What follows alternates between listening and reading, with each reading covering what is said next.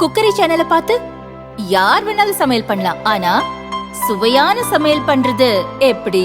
நான் இதயம் நல்லெண்ணெயில சமையல் பண்றேன். ஆஹா ஓஹோன்னு பாராட்டுறாங்க. நீங்களும் இதயம் நல்லெண்ணெயில சமையல் பண்ணுங்க, பாராட்ட வாங்குங்க.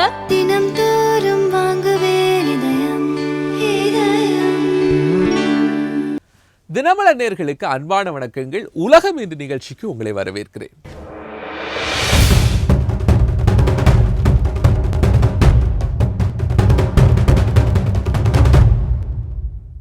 இலங்கை அதிபராக சமீபத்தில் தேர்வு செய்யப்பட்டிருக்கக்கூடிய அனுராக் குமார திசநாயக்கா 3 நாள் அரசுமுறை பயணமாக இந்தியா வந்திருக்கிறாரு.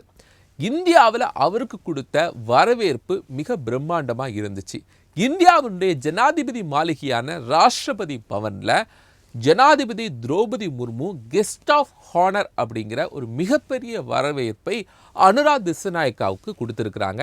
இதில் இந்திய பிரதமர் நரேந்திர மோடி அவர்களும் கலந்துக்கிட்டாங்க. இது என்ன ரொம்ப முக்கியமான விஷயம் அப்படின்னு பார்க்கும்போது, அவர் 3 நாள் சுற்றுப்பயணமாக வந்தார். சில ஒப்பந்தங்கள் சம்பந்தமாக ஒத்துழைப்பை நாடி தான் இந்தியாவுக்கு வந்தார். அவர் எதிர்பார்த்ததை விடவும் அதிகப்படியான ஒரு வரவேற்பு இந்தியாவில் கிடைக்கப்பட்டிருக்கிறது.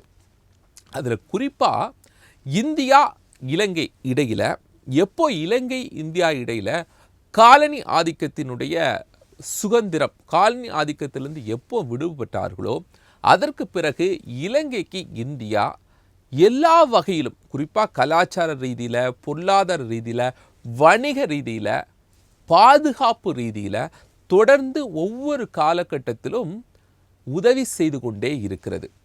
அதனுடைய அம்சமாக தான் அவர் அதிபராக தேர்வு செய்யப்பட்ட இங்கே வந்தார். அவர் சில விஷயங்களை எதிர்பார்த்து தான் வந்தார். அதை விடவும் இந்தியா அதிகப்படியான வரவேற்பு கொடுத்துருக்கு. யாரெல்லாம் சந்தித்தாங்க அப்படின்னு சொன்னால், இந்தியாவினுடைய வெளியுறவுத்துறை அமைச்சர் ஜெய்சங்கர், பாதுகாப்பு ஆலோசகர் அஜித் தோவால், இந்தியாவினுடைய நிதி அமைச்சர் திருமதி நிர்மலா சீதாராமன் எல்லாரையுமே அவர் தங்கியிருந்த மைரா ஹோட்டலில் சந்திச்சிருக்கார். இதில் என்ன ஒரு விஷயம்னா, இதை அவர் மிக மகிழ்ச்சியாக ஒரு பேட்டியிலே தெரிவிச்சிருக்கார். இந்தியாவுடைய பயணம் ரொம்ப சந்தோஷமாக இருந்துச்சு. இனி இந்தியாவுக்கும் இலங்கைக்கும் இருக்கக்கூடிய பொருளாதார, வணிக மற்றும் கடல் சார்ந்த எல்லா திட்டங்கள்லையும் ஒத்துழைப்பு அதிகமாக இருக்கும் அப்படின்னு அனுராக் குமார திசநாயக்காவே பேட்டியில் தெரிவிச்சிருக்கிறாரு. இலங்கை இந்தியா உறவு அடுத்தபடியாக எப்படி நகரப் போகிறது அனுராக் குமார திசநாயக்காவுடைய ஆட்சியில் அப்படிங்கிறத நம்ம தொடர்ந்து பார்க்கலாம். இஸ்ரேல் பிரதமர் பெஞ்சமின் நேதன்யாகு மற்றும் அமெரிக்காவில் புதிய ஜனாதிபதியாக தேர்வு செய்யப்பட்டிருக்கக்கூடிய ட்ரம்ப் 2 பேரும் சந்தித்து முக்கியமான சில விஷயங்கள் குறித்து ஆலோசனை மேற்கொண்டிருக்காங்க. அது என்ன முக்கியமாக பேசியிருக்கிறாங்கன்னா, ஹமாஸ் அமைப்பினரால் ஏற்கனவே இஸ்ரேலர்கள் பலர் காசாவில் சிறை வைக்கப்பட்டிருந்தாங்க.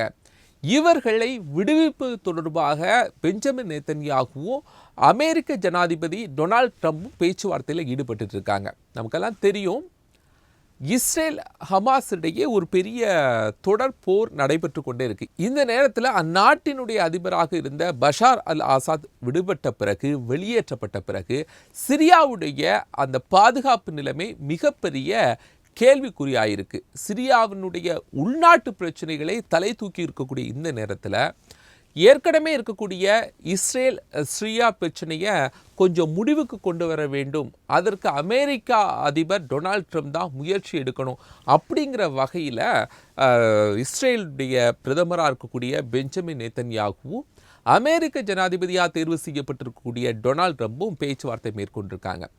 இந்த பேச்சுவார்த்தையின் போது 2 நாடுகளுக்கு இடையில், அதாவது சிரியா இஸ்ரேல் இடையில் ஒரு பாதுகாப்பு ரீதியிலான நிலைப்புத்தன்மை, 2 நாட்டுக்கு இடையில் ஒரு சஸ்டைனபிலிட்டியை மெயின்டைன் பண்ணுறதுக்கான ஒரு ஒத்துழைப்பை நம்ம மேற்கொள்ள வேண்டும் அப்படின்னு பேசியிருக்கிறாங்க.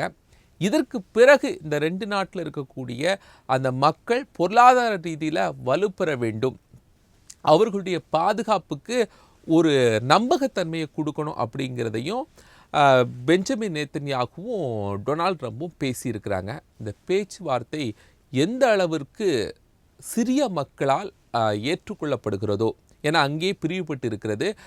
Bashar al Azad வெளியேற்றப்பட்டிருக்கிறார். அதை ஏற்படுத்தினா மட்டும்தான் 2 நாடுகளுக்கு இடையில் ஒரு பாதுகாப்பை உறுதி செய்ய முடியும். குறிப்பாக சிரியா அதிகப்படியான பாதுகாப்பை அடைய முடியும். அந்நாட்டில் இருக்கக்கூடிய உள்நாட்டு பிரச்சனைகள் இப்போ தலை தூக்கி இருக்கக்கூடிய இந்த சூழ்நிலையில் இந்திய பெருங்கடலில் இருக்கக்கூடிய பிரெஞ்சு ஆட்சி பகுதி தான் மயோட் அப்படிங்கிற பகுதி. இங்கே சிடோ அப்படிங்கிற ஒரு புயல் உருவாகி அந்த பகுதியை தாக்கி இருக்கு. இதனால் அந்த மயோட் அப்படிங்கிற அந்த பகுதி மிகப்பெரிய அளவில் சீர்குலைந்திருக்கிறது, நிலை குலைந்திருக்கு அப்படின்னு சொல்லலாம். அங்கே இருக்கக்கூடிய பெரிய பெரிய கட்டிடங்கள், வீடுகள் அப்படிங்கிறதெல்லாம் நிலை குலைந்து உடைந்து அந்த புயலுக்கு ஆட்கொள்ளப்பட்டிருக்கிறது.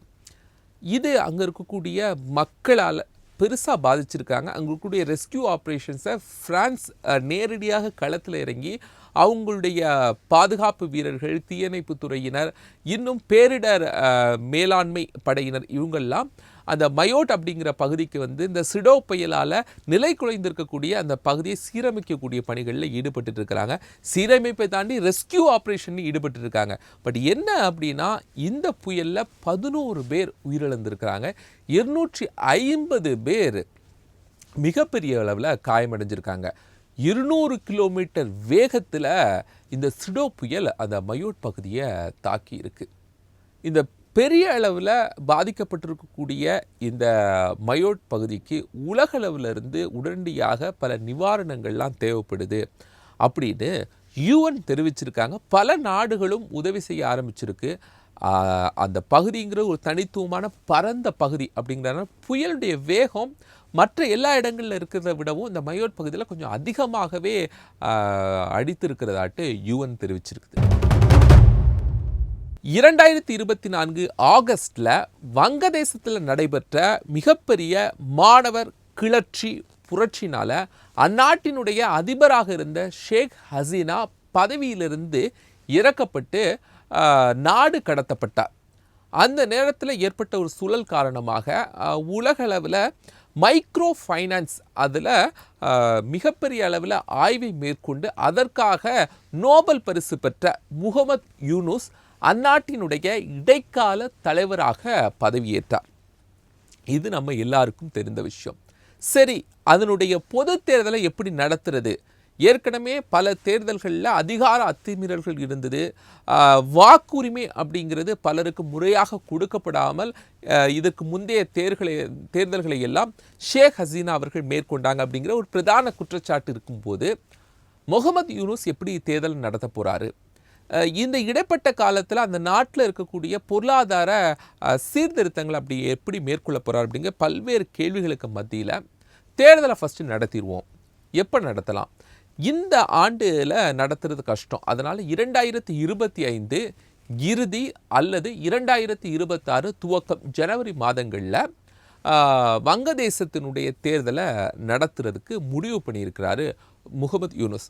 அதற்கான தேதி விரைவில் அறிவிக்கப்படும். அதற்கு முன்பாக முறையான வாக்காளர் பட்டியல் உருவாக்கப்படும்.